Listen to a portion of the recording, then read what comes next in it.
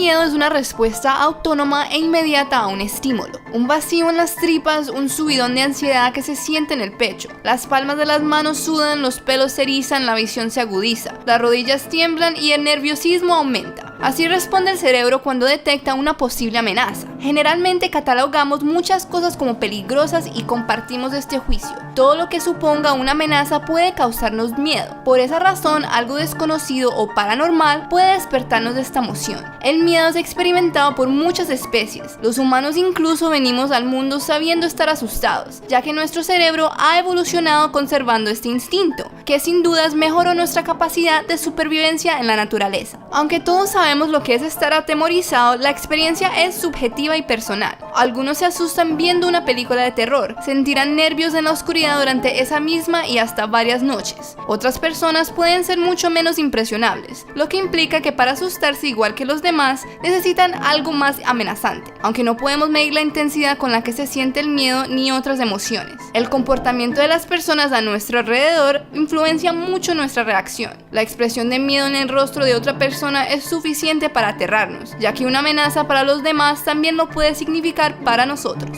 El miedo es una combinación instintiva, aprendida y de pensamiento. El dolor hace del miedo un instinto de supervivencia. Aprendemos a tener miedo de ciertas personas o cosas por razones culturales y podemos desarrollar miedo en anticipación de lo que podría pasar. Muchas cosas ocurren en el cuerpo al asustarnos. El circuito que determina la sensación de miedo está preparado para recibir estímulos específicos que se transforman en esta sensación, debido a que son analizados inicialmente por la amígdala, el centro del miedo del cerebro, que además está asociada con la toma de decisiones y la creación de memorias. Tenemos dos amígdalas, una en cada lóbulo, y son del tamaño de una almendra. Allí se genera una respuesta inicial al susto, incrementando nuestra actividad neuronal radicalmente con la liberación de un neurotransmisor llamado glutamato. Luego se producen dos de los comportamientos clásicos de quien se azara: quedarse inmóvil o saltar. Esta parte instintiva del cerebro es bastante antigua, lo que puede explicar por qué es tan difícil evitar estas reacciones. Todos nos asustamos en diferente manera y de diferentes cosas usando la vista, el sonido, el tacto y el gusto. Como respuesta, el cuerpo se enfría, los pelos se paran, el corazón se acelera junto con la respiración mientras aumenta la presión arterial. Una cantidad de hormonas de estrés entran en el torrente sanguíneo preparando el cuerpo para pelear o salir volado. Toda esta cadena de reacciones ocurren en fracciones de segundo cuando la información llega al hipotálamo y este la transfiere al sistema nervioso simpático.